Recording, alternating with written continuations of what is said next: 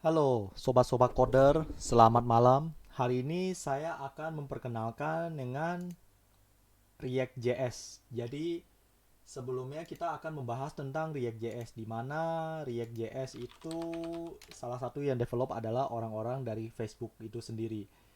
Oke, jadi React.js itu kan sebagai pengganti untuk HTML di depan yang tujuannya tuh lebih interaktif daripada di biasa gitu loh. Jadi ibaratnya tuh sebagai kayak pengganti jQuery gitu. Oke, kita langsung aja ke kodenya. Pertama-tama kan kalian harus ada create React app ya. Nah, create React app ini jadi ketika kalian mau bikin repo baru itu adalah fresh. Jadi pertama menggunakan npx dulu untuk create sebuah repo yang baru, dan setelah kamu create begitu akan ke create beberapa repo yang terlihat seperti di bawah ini. Oke, dari sini saya udah siapin, jadi udah siap tinggal dipakai aja. Kemudian setelah kita mendownload ini, jangan lupa untuk menggunakan Bootstrap. Jadi cara untuk mendapatkan Bootstrap itu kita include aja Bootstrap CDN misalnya. Nah, kita kan harus ini kan kayak naro dia punya CSS-nya. Untuk kali ini saya hanya akan mencontohkan Bootstrap yang ada di sini. Jadi sebentar. Jadi dalam codingan ini saya sudah naruh beberapa kode. Jadi misalnya di public. Nah, di folder public ini dia tidak akan berubah. Jadi mau nggak mau kita bisa naruh yang namanya Bootstrap itu di dalam sini. Jadi kodenya itu akan nongol seperti di sini. Untuk tutorial kali ini saya hanya menggunakan Bootstrap CSS-nya. Untuk JavaScript-nya saya belum taruh untuk di sini. Kalau mau JavaScript saya bisa taruh di sini atau menggunakan npm install. Oke, terlepas dari public folder, kita hanya akan melihat kepada folder src atau source. Di sini dalam source ini terdapat folder yang utama index.js atau index HTML yang ketika kita tahu tuh di depan. Jadi ini anggapannya sebagai index HTML. Di sini tuh ada index.js yang kebetulan pakai React DOM, dan Service Worker. Saya tidak akan membahas terlalu dalam mengenai itu, tapi hari ini saya hanya akan memperkenalkan React itu seperti apa dan cara untuk ngoding React itu baiknya seperti apa sih gitu. Nah, ketika kita mengoding React jangan lupa kita menggunakan React Router juga. React Router itu apa sih? Nah, React Router itu tujuannya supaya kita itu bisa klik. Jadi kita klik about-nya, nanti akan muncul URL seperti begini. Nah, biasanya di sini tuh fungsinya itu sangat sangat berguna ketika kita bekerja dengan menggunakan banyak rute-rute yang terjadi di dalam satu ini. Oke, cara kita bilang rute itu bisa melihat dokumentasi yang ada di sini. Misalnya saya ketik React Router. Nah, di tutorial ini reactrouter.com itu dia akan memberitahu kita untuk cara-caranya. Pertama, create React app itu sudah kita lakukan. npm install React Routernya itu juga sudah kita lakukan sebenarnya sebelum video ini dibuat. Kemudian import menggunakan ini. Jadi di kode saya itu udah sesuai yang dia minta. Jadi ini hanya berupa contoh. Jadi codingan ini saya tinggal pastekan, saya taruh di dalam sini, di dalam codingan ini. Baik. Jadi saya hanya naruh dan saya akan modifikasi sedikit. Tujuannya tuh supaya tahu gitu. Nah, di sini tuh adalah cara-cara link yang kalau di HTML tuh namanya ahref. Ahref ya, seperti itu. Tapi di sini kita bilangnya link to. Jadi link kemana, di mana kita sebut misalnya link to contact us. Kita sudah memberikan nama, misalnya contact us nih, ini kan belum ada nih. Nah, saya bisa kasih misalnya nih, pet sama dengan contact us. Sebenarnya kalau nggak dikasih sih nggak apa-apa, karena path-nya itu ya akan terbaca. Kita lihat ya bersama-sama ya. Misalnya di contact us. Bisa juga sebenarnya. Gitu. Cuma ada baiknya kita kasih aja supaya nanti ketika debugging itu lebih jelas gitu loh. Ininya kemana gitu. Oke, baik. Kita balik lagi ke awal, ke codingan ya. Jadi dari indeks ini kita mendeklarasikan namanya link kemana, href-nya klik apa. Dan di sini adalah seperti di Laravel web root web PHP. Nah, disinilah rute-rute itu yang kita sebutkan di sini. Exact path-nya apa, about-nya apa, dan kemudian apa. Misalkan, nah dalam sebuah React ini, kita juga belajar tentang yang namanya props. Nah, props ini cara kerjanya, kamu bisa ngepas kayak sebuah variabel, misalnya saya kasih contact us. Jangan contact us juga, misalnya saya kasih nama orang. Berarti di sini misalnya contact us. Saya nggak mau nih nama-nama email di sini. Saya akan memberikan sebuah fungsi ya, misalnya kayak fungsi contact us. Nah, di contact us ini saya harus ekspor keluar supaya bisa dipakai oleh index di sini. Jadi misalnya saya menggunakan import, lokasi adalah lokasi saya yang sekarang, dot itu adalah lokasi saya yang sekarang, slash contact us tanpa .js. Nah, ketika kita menggunakan export, dia otomatis akan kebaca. Nih fungsinya itu akan diekspor keluar. Jadi kayak public function, diekspos untuk dipakai oleh orang lain. Nah, misalkan di dalam variabel sini itu namanya leg nama email misalnya. Saya maunya nomor telepon. Berarti kan di sini saya harus tambahin kan props nomor telepon. Oh ya, saya save dulu. Nah, di sini misalnya saya kasih misalnya nomor telepon ya, phone. Phone itu misalnya 08521923666798 misalnya.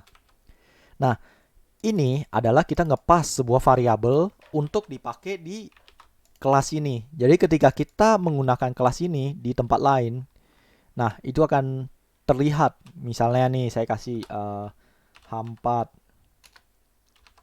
nomor telepon.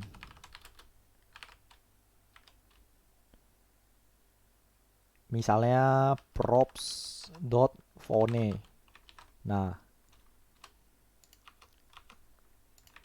font sendiri nanti variabel akan muncul di website. Misalnya nih kita lihat ya di contact us. Nah, nomor teleponnya ini akan muncul sesuai yang kita lihat. Nah, props ini adalah dari parent, dia akan memberikan sebuah variabel kepada children yang akan diwariskan di childrennya.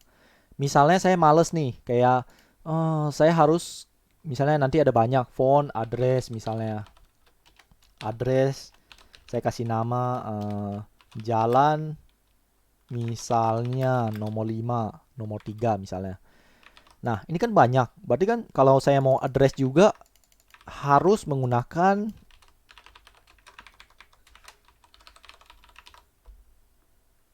Nah, untuk sintaknya itu seperti ini nanti. Misalnya saya kasih nih di sini. Nah, misalnya address ya, jalan misalnya. Nah, di sini saya juga harus kasih props.address. Memang benar, muncul di sini jalan misalnya ya. Tetapi kalau misalnya lebih banyak lagi, pasti akan ribet dong untuk cara bikinnya. Nah, di sini kamu bisa kasih misalnya nih, langsung aja nama variabelnya. Cara ini juga berlaku untuk JavaScript biasa, yang dimana kalau misalnya ada objek itu pas ke fungsi bisa langsung aja kayak keluarin objeknya tanpa harus misalnya ya ini ya contoh ya data dot nama data dot alamat. Kalau kamu pakai yang begini misalnya data, kalau kamu pakai yang begitu bisa langsung aja kayak nama alamat.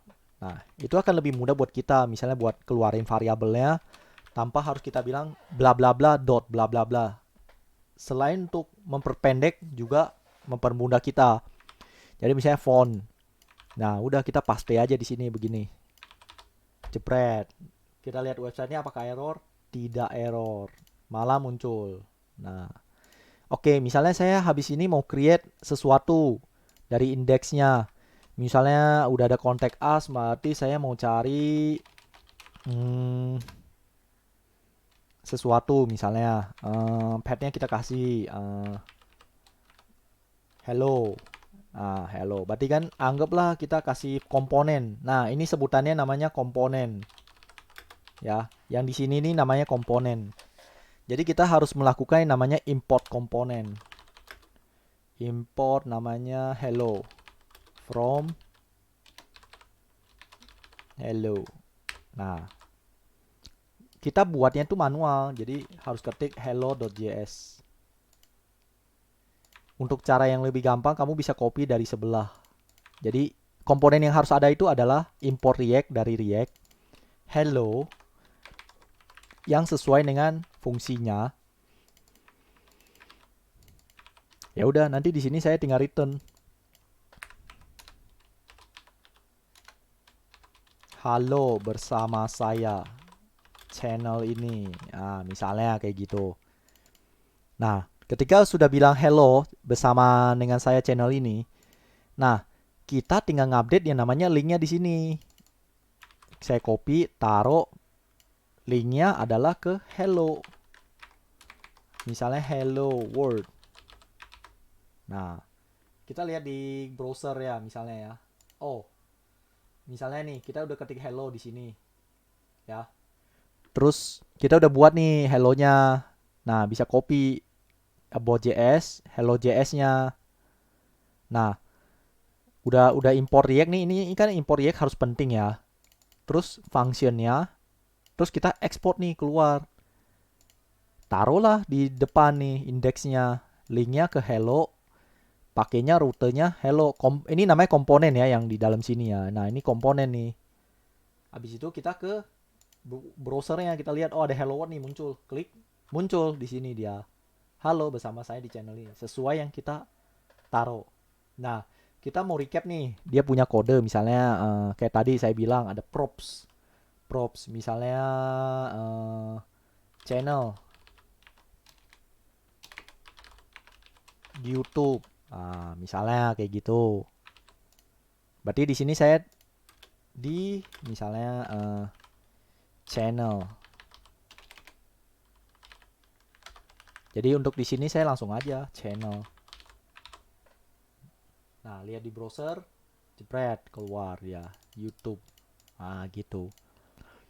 Oke, sampai sini aja untuk hari ini untuk pengenalan React. Jadi kurang lebih kita akan bekerja di index.js dan beberapa komponen yang sudah kita sediakan.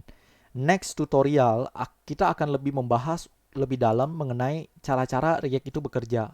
Misalnya, fungsi yang diekspos di contact us adalah fungsi contact us. Tetapi fungsi yang bawa nama ini ya, itu sebenarnya dia itu private di sini. Yang hanya bisa dipakai di dalam contact us aja. Di luar itu dia tidak bisa bekerja. Nah, atau kita menggunakan CSS di dalam sini. Nah, untuk itu, untuk tutorial yang ke depan mungkin akan sedikit lebih panjang. Untuk tutorial kali ini saya hanya sampai sini aja untuk melihat-lihat kayak mengetes ya. Kita bilang ngetes arus lah. Ngetes arus untuk melihat kayak komponen-komponen yang harus ada di dalam sini gitu. Nah,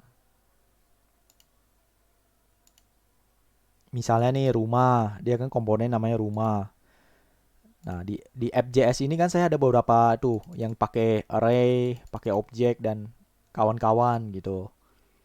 Nah, di sini saya juga memakai props gitu. Props dot barang furniture. Nah, ini kan kedalamannya dalam banget kan. Sebenarnya bisa saya singkat misalnya barang. Berarti kan di atas ini kan saya harus kasih barang gitu kan.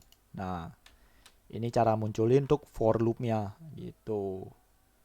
Oke, tutorialnya sampai sini aja. Mohon maaf bila ada salah kata atau kesalahan dalam menyampaikan. Hari ini saya bikin tutorial untuk pengenalan dan dasar-dasar dari React ini. Saran saya sebelum masuk React kamu harus menguasai yang namanya JavaScript dahulu. Jadi minimal tahu dasar-dasarnya itu seperti apa. Kalau enggak nanti akan kesulitan untuk melanjut ke tahap-tahap yang seperti komponen props, state and life cycle dan kawan-kawan seperti di sini misalnya bikin form input, form output dan sebagainya. Oke, sampai sini aja tutorial dari saya. Jangan lupa like, share, dan subscribe jika Anda suka dengan channel ini. Mohon maaf kalau ada kesalahan kata. Baik dari saya, terima kasih. Dan sampai jumpa di next tutorial. Terima kasih.